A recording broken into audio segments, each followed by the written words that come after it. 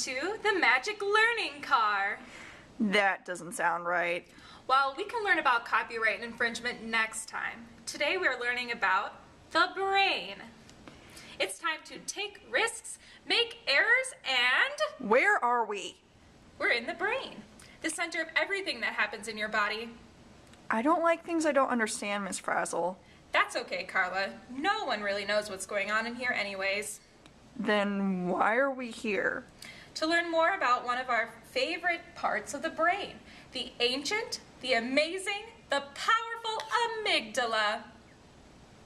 Okay, so what is it? I'm so glad you asked, Carla. The amygdala is part of your brain's limbic system, the gateway between the animalistic and human portions of your mind. This squishy thing? Yep.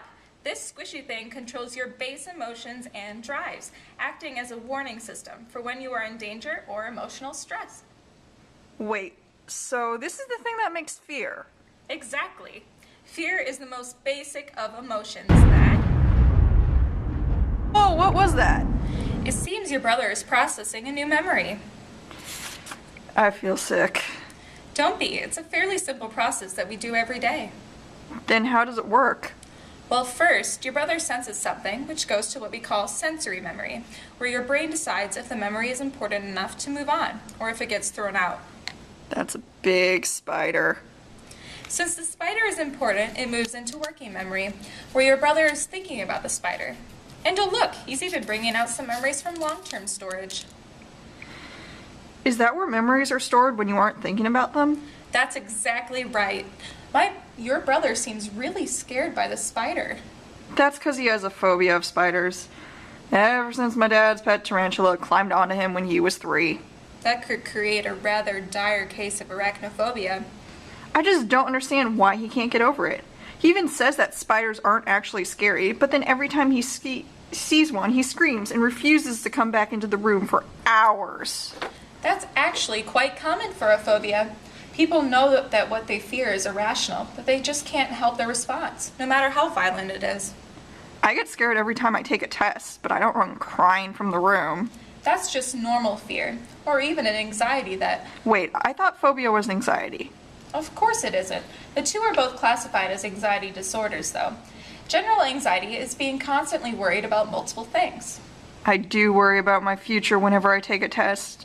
Like how well I'm doing, what my grade is going to be, how angry my parents will be if I fail and don't get into college and end up on the streets because of this one test. Oh, calm down, Carla. You're only in 8th grade. You still have your whole life ahead of you. I can't help it. Neither can millions of other people. Nowadays, people are so worried so often that generalized anxiety is often interpreted as just normal anxiety by our culture. It's just how we've developed. Anxiety is a cultural norm. That makes me feel slightly better, knowing that I'm not the only one out there. Is there any way to cure generalized anxiety? Unfortunately, there is no cure right now. There are some treatments that can make things easier, but unlike phobias, there's no real cure. Wait, phobias can be cured? Oh yes, that's right. There's a treatment called exposure therapy that works wonders for people who have phobias. How does this exposure therapy thing work? Exposure therapy is based on the idea of classical conditioning, where a person slowly learns to associate a different object to a specific response. Remember Pavlov's dogs? We talked about them last week. Oh yeah, Pavlov would ring a bell whenever they were given food, so after some time, whenever the dogs heard the bell, they would drool even if they weren't given any food. Exactly. Exposure therapy is that same concept. People expose themselves to their fear and gradually condition themselves to not be scared since nothing bad happens. So my brother will finally stop screaming? With proper medical help and support from his family. That's great. I need to go tell my family about this right now. All right, now watch out for that neuron on the way back. You wouldn't want to hit his amygdala and damage it. Then he would fear nothing at all, just like me. That would be bad.